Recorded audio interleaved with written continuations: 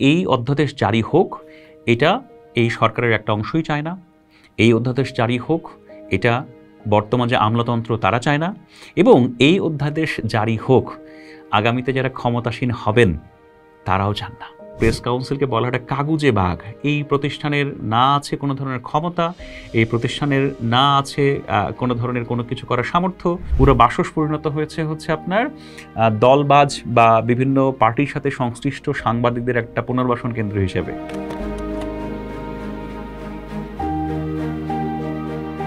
2024-এর রক্তাক্ত গণ অভ্যুত্থানের পর বাংলাদেশে বিভিন্ন ক্ষেত্রে সংস্কার এবং বিভিন্ন ক্ষেত্রে অগ্রগতির জন্য 11টি সংস্কার কমিশন গঠিত হয়েছিল, যেগুলোর মধ্যে অন্যতম ছিল গণমাধ্যম সংস্কার কমিশন।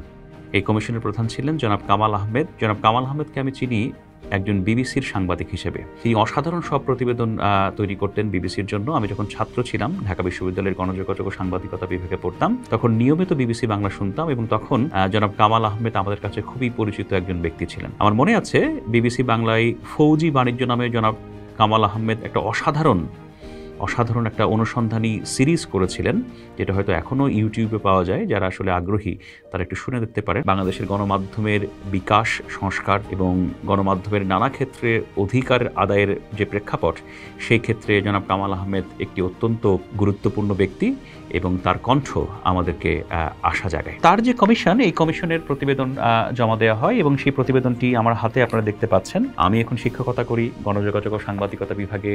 পূর্বে প্রফেশনাল জার্নালিস্ট ছিলাম, যে কারণে সাংবাদিকতার নানা বিষয়ের প্রতি আমার একটা আগ্রহ আছে এবং আমি আগ্রহ নিয়েই জনাব কামাল আহমেদের টিমের যারা 12 সদস্যের যে কমিশনের দল, তাদের যে এই প্রতিবেদনটি আমি বেশ মনোযোগ দিয়ে পড়ার চেষ্টা করি এবং পরবর্তী সময়ে নানা বিষয় আপনার পর্যবেক্ষণ করার জন্য বাংলাদেশের যে গণমাধ্যম সংস্কার নিয়ে নানা ধরনের কমিশন হয়েছিল, এটা 1983 সালে একটা কমিশন হয়েছিল, দ্য বাংলাদেশ প্রেস কমিশন। সেই কমিশনের রিপোর্টটাও আমি একটু পড়ার চেষ্টা করি। আমি আরেকটি ডকুমেন্ট একটু আপনাদেরকে দেখাই।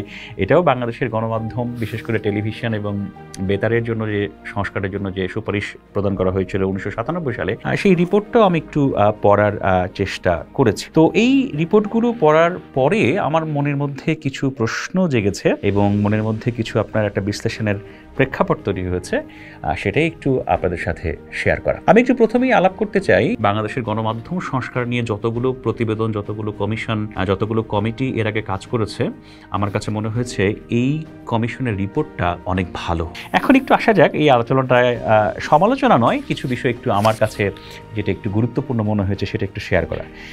যেমন দেখেন, বাংলাদেশের বাস্তবতায় আমি মনে করি যে কোনো কমিশনের আসলে সুপারিশ বাস্তব করাটা খুব কঠিন। এটা তো সহজ কাজ নয় এবং এই কঠিন যে পথ, এই কঠিন পথ পাড়ি দেওয়ার ক্ষেত্রে কিছু যে ত্রুটি আমার কাছে মনে হয়েছে, সেটা একটু আপনাদের সাথে আলোচনা করা প্রয়োজন।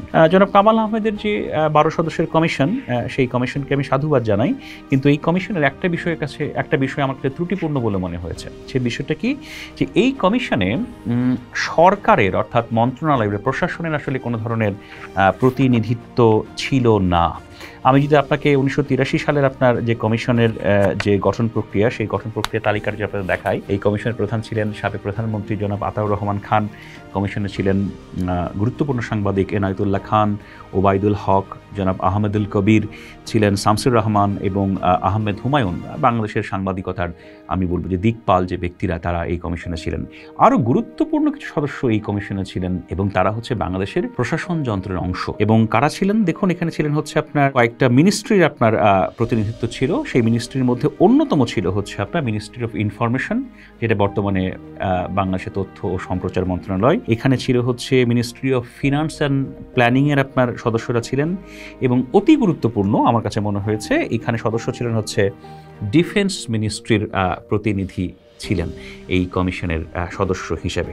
এখন জনাব কামাল আহমেদ যেভাবে কমিশন গঠন করেছেন, সেটাকে আমি খুবই ত্রুটিপূর্ণ বলছি না, কিন্তু আমার কাছে মনে হয়েছে যে এই কমিশনের রিপোর্ট বাস্তবায়ন করার জন্য যে আসলে বিভিন্ন মন্ত্রণালয়ের যে সহযোগিতা প্রয়োজন, এবং আমি বলবো যে বাংলাদেশ সেনাবাহিনী, তাদেরও যে আসলে স্টেক আছে এবং যেটা আসলে মিনিস্ট্রি অফ ডিফেন্সের মাধ্যমে অনেক ক্ষেত্রে আলোচনা করার সুযোগ ছিল, সেই সুযোগটা এই কমিশনে নেওয়া হয়নি। অর্থাৎ কামাল আহমেদ কমিশনে তাদেরকে অ্যাকোমোডেট করা হয়নি, তাদেরকে রাখা হয়নি। এই না রাখাটার কারণেই কি যে এই কমিশন এখনো পর্যন্ত কার্যকর হচ্ছে না বা তাদের সুপারিশ বাস্তবায়িত হচ্ছে না, আমি সেটা পুরোপুরি বলছি না, কিন্তু আমার কাছে মনে হয়েছে যে এই যে পাওয়ারফুল প্লেয়ার্স যারা আমাদের রাষ্ট্রযন্ত্রের, আমি যদি বলি প্রশাসন, আমি যদি বলি সেনাবাহিনী, আমি যদি বলি আরও অনেকেই, এই পাওয়ারফুল প্লেয়ার্সদেরকে যদি আসলে এই কমিশনে যুক্ত রাখা হতো, আমার কাছে কেন যেন মনে হয় এই কমিশনের সুপারিশ বাস্তবায়নে হয়তো অনেক কিছু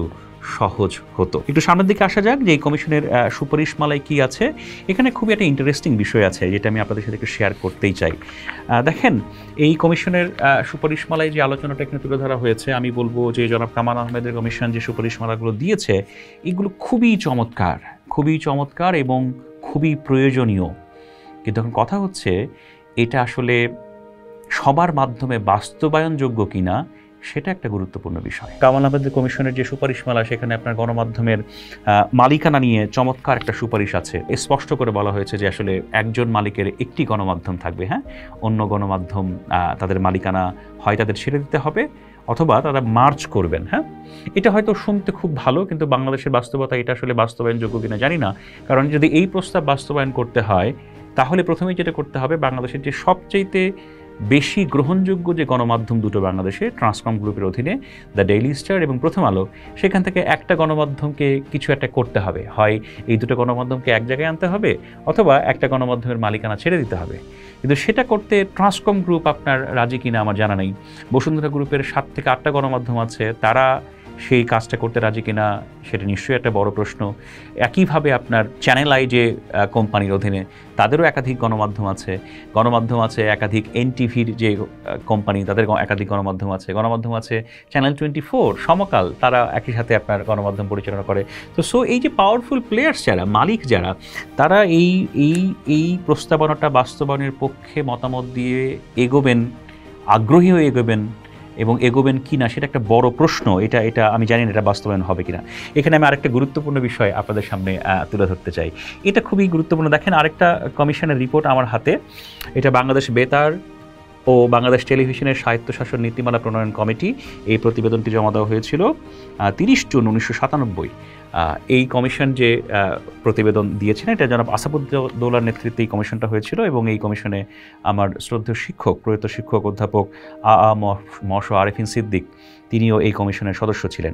এবং খুবই ইন্টারেস্টিং, আমি যখন এই কমিশনের রিপোর্টটা পড়েছি, এই কমিশনের রিপোর্টের আপনার প্রথম যে সুপারিশ, সেই প্রথম সুপারিশে বলা আছে যে একটা জাতীয় সম্প্রচার কমিশন গঠন করা যেতে পারে। জনাব কামাল আহমেদের যে আপনার কমিশন, এই কমিশনের 2 নম্বর যে সুপারিশ, এই 2 নম্বর সুপারিশে স্পষ্ট করে বলা আছে বাংলাদেশ গণমাধ্যম কমিশন গঠন করতে হবে। তখন ছিল জাতীয় সম্প্রচার কমিশন, এই প্রস্তাবে আছে বাংলাদেশ গণমাধ্যম কমিশন। খেয়াল করে দেখুন, এই প্রতিবেদন দেওয়া হচ্ছে 1997 সালে, এই প্রতিবেদনটি 2025-এ।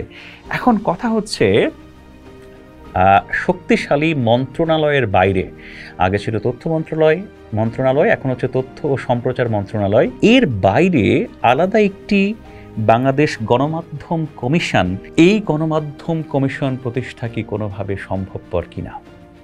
আমি বলবো এই গণমাধ্যম কমিশন প্রতিষ্ঠা সম্ভবপর নয়। কেন সম্ভবপর নয়, কার আপত্তির কারণে সম্ভবপর নয়, সেটা হচ্ছে সবচেয়ে গুরুত্বপূর্ণ বিষয়। আমার ব্যক্তিগত পর্যবেক্ষণ বলে যে কমিশনের সুপারিশ 1997 ছিল, আজকে 2025, 28 বছর পার হয়ে গেছে, তার হয়তো একটা বিশেষত্ব ছিল, আবেদন ছিল, সেটাকে পাশ কাটিয়ে রাখা হয়েছে। এই কমিশনের সুপারিশমালাকেও পাশ কাটিয়ে রাখা হবে, এটাও কার্যকর হবে না। তার প্রধানতম কারণ হচ্ছে বাংলাদেশের আমলাতন্ত্র। আমার দৃঢ় ধারণা, আমি একেবারেই স্পষ্ট দেখতে পাই, তথ্য ও সম্প্রচার মন্ত্রণালয়ের বাইরে বাংলাদেশের গণমাধ্যমকে নিয়ন্ত্রণ, বাংলাদেশের গণমাধ্যমের বিকাশ সাধন, বাংলাদেশের গণমাধ্যমের উৎকর্ষতা, বাংলাদেশের গণমাধ্যমকে টেকসই করার যে আয়োজন, এই আয়োজনের প্রেক্ষাপটে আলাদা একটা স্বাধীন বাংলাদেশ গণমাধ্যম কমিশন প্রতিষ্ঠিত হোক, এটা বর্তমান অন্তর্বর্তীকালীন সরকারের প্রশাসনই চায় না। আরও যদি বলেন সহজ করে, আমলাতন্ত্রও চায় না। আরও যদি সহজ করে জানতে চান, বাংলাদেশে যারা এই সকল প্রস্তাব বাস্তবায়ন করবেন, অর্থাৎ রাজনৈতিক দল, ক্ষমতাসীন রাজনৈতিক দল, তারাও চান না। তার মানে হচ্ছে বাংলাদেশ গণমাধ্যম কমিশন গঠিত হওয়ার কোনো সম্ভাবনা নাই। তার মানে হচ্ছে এই সংস্কার বাস্তবায়নের কোনো সম্ভাবনা নাই। তো এই বাস্তবতার প্রেক্ষাপটে এখন তাহলে কি করণীয়, এখন কি করা যেতে পারে? হ্যাঁ, নানা ধরনের আলোচনা হতে পারে, নানা ধরনের প্রেক্ষাপট সামনে আসতে পারে, হয়তো এই সরকার লোক দেখানো কিছু সংস্কারও করতে পারে এবং তার প্রক্রিয়া চলছেও। যেমন ধরেন, আমি বলবো যে এই গণমাধ্যম সংস্কার প্রতিবেদনে দুটো অত্যন্ত গুরুত্বপূর্ণ অধ্যাদেশ, অর্ডিন্যান্সের কপি জনাব কামাল আহমেদের কমিশন যুক্ত করে দিয়েছেন। একটা হচ্ছে বাংলাদেশ গণমাধ্যম কমিশন অধ্যাদেশ, যে কমিশনের কথা আমি বললাম, যে কমিশনের কথাটি অত্যন্ত গুরুত্বপূর্ণভাবে এই প্রতিবেদনে বলা আছে।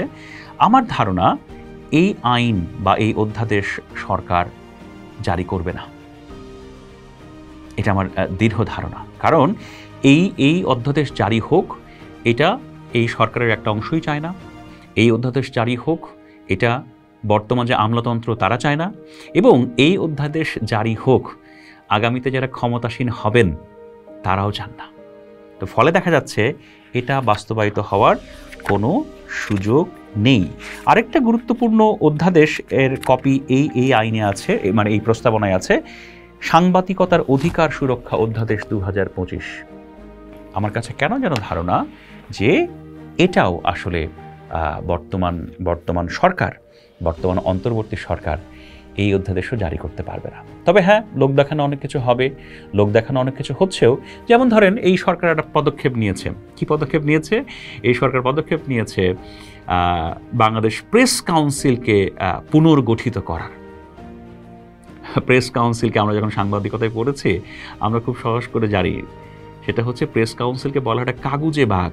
এই প্রতিষ্ঠানের না আছে কোনো ধরনের ক্ষমতা, এই প্রতিষ্ঠানের না আছে কোনো ধরনের কোনো কিছু করার সামর্থ্য। এটা একেবারে অর্নামেন্টাল একটা প্রতিষ্ঠান, অলংকারিক একটা প্রতিষ্ঠান। সরকার অত্যন্ত দায়িত্ব নিয়ে সেই প্রেস কাউন্সিল পুনর্গঠনের জন্য পদক্ষেপ নিয়েছে। হয়তো দেখবেন পরবর্তীতে কি শুরু হবে, যে ওই যে সচিবালয়ে যে তালিকা থাকে কোন পত্রিকার সার্কুলেশন কত, হয়তো দেখবেন সেটার জন্য পদক্ষেপ নেওয়া হয়েছে। কিন্তু আসল কাজ হচ্ছে মালিকানার ব্যাপারে আপনার সিদ্ধান্ত নেওয়া। আসল যে কাজ হচ্ছে বাংলাদেশ গণমাধ্যম কমিশন গঠন করা। এই দুটোর ব্যাপারে সরকার কিছু করবে বলে আমার মনে হয় না। এটা আমি এখনো পর্যন্ত নিশ্চিত। তো ফলে দেখা যাচ্ছে যে এই কমিশনের প্রধান দুটো যে প্রস্তাব, গণমাধ্যমের মালিকানার ক্ষেত্রে প্রস্তাব, এবং দ্বিতীয় যে প্রস্তাব আপনার গণমাধ্যম কমিশন গঠন করা, এই দুটো কাজই ব্যর্থ হবে। এখনো পর্যন্ত আমার এই ধারণা, যদি সরকার এক্ষেত্রে ইতিবাচক সিদ্ধান্ত নেয়, কমিশন গঠন করে, আমি তাকে সবার আগে সাধুবাদ জানাবো। এই কমিশন মাঠে মারা যাওয়ার ক্ষেত্রে আরেকটা বড় অবজারভেশন আমার আছে। যেমন ধরেন, এই কমিশনের সুপারিশের ক্ষেত্রে অনেক গুরুত্বপূর্ণ সুপারিশ আছে। যেমন বেসরকারি টেলিভিশনের ক্ষেত্রে সুপারিশ আছে অনলাইন গণমাধ্যমের ক্ষেত্রে সুপারিশ আছে, আপনার FM রেডিওর ক্ষেত্রে সুপারিশ আছে, সরকারি যে সকল গণমাধ্যম সংস্থা যেমন বেতার, টেলিভিশন এবং বাসস, সেটার একটা গুরুত্বপূর্ণ সুপারিশ এই কমিশনের রিপোর্টে আছে। এবং বিশ্বাস করেন, আমলাতন্ত্রের বাধার কারণে, রাজনৈতিক সদিচ্ছার কারণে সেগুলো বাস্তবায়িত হবে না।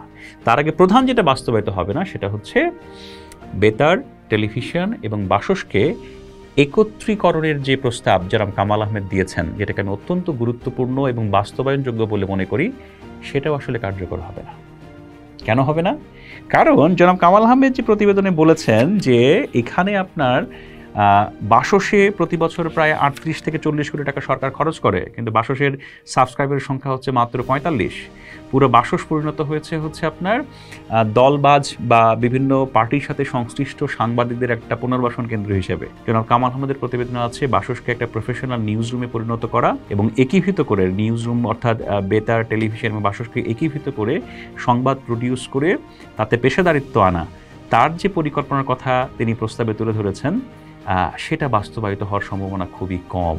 আমি মনে করি আমলাতন্ত্র, বাংলাদেশের শক্তিশালী আমলাতন্ত্র, তার এই প্রস্তাবটাও মানবেন না, অর্থাৎ এটাও সরকার কার্যকর করার ক্ষেত্রে পদক্ষেপ নেবে না। আমি আবারও বলছি, সরকার হয়তো কিছু একেবারেই লোক দেখানো পদক্ষেপ নেবেন, একেবারেই যাকে আমরা বলি যে অগুরুত্বপূর্ণ কিছু কাজ গণমাধ্যম সংস্কারের ক্ষেত্রে, সেগুলোর ক্ষেত্রে হয়তো পদক্ষেপ নেবেন, কিন্তু যে কাজটা খুব প্রয়োজনীয়, যে কাজটা খুব জরুরি এবং যে কাজের মাধ্যমে গণমাধ্যম পরিসরের প্রকৃতপক্ষেই পরিবর্তন, প্রকৃতপক্ষেই সংস্কার সাধন সম্ভব, সেটার ক্ষেত্রে সরকার পদক্ষেপ নেবে বলে অন্তত আমার কাছে প্রতীয়মান হয় না। এই যে সংস্কার প্রতিবেদন, অত্যন্ত চমৎকার সংস্কার প্রতিবেদন, যাতে দুটো অর্ডিন্যান্স চমৎকার করে দেয়া আছে, সাংবাদিকদের সুরক্ষা, সাংবাদিকদের নিরাপত্তা, সাংবাদিকদের পেশাগত নিরাপত্তা, সাংবাদিকদের আর্থিক নিরাপত্তা থেকে শুরু করে নানা বিষয়ে। আমি বলবো এটা খুব চমৎকার একটা দলিল, আমি বলবো খুব চমৎকার একটা প্রস্তাবনা। এটা আমাদের গণমাধ্যমের যে পড়াশোনা বা গণমাধ্যম নিয়ে আলোচনা, তার জন্য একটা গুরুত্বপূর্ণ ডকুমেন্টস তো বটেই, কিন্তু অত্যন্ত পরিতাপের বিষয়, অত্যন্ত দুঃখের বিষয় সেটা হচ্ছে যে এই সংস্কার প্রস্তাব বাস্তবায়নের কোনো সম্ভাবনা আমি এখনও দেখি না। যদি এই সংস্কার প্রস্তাবকে কার্যকর করে কোনো পদক্ষেপ নেওয়া হতো, সেটা অবশ্যই বাংলাদেশের গণমাধ্যম এবং পুরো বাংলাদেশের জন্যই অত্যন্ত ভালো একটা বিষয় হতো বলে আমি মনে করি। কিন্তু আপাতত আজ পর্যন্ত আমার বিশ্লেষণ, আজ পর্যন্ত আমার তথ্য উপাত্ত বলে যে এই সংস্কার কমিশন আসলে ব্যর্থ হতে চলছে অথবা অলরেডি ব্যর্থ হয়ে গেছে, কারণ এই সংস্কার কমিশনের যে সকল গুরুত্বপূর্ণ সংস্কার প্রস্তাব, সেগুলো আসলে কোনো অবস্থাতেই এই সরকারের সময়ে, পরবর্তী সময়ে বাস্তবায়নের কোনো সম্ভাবনা আমি দেখি না। পোস্ট দেখুন, ভাবুন, করুন, থাকুন পোস্টের সাথে।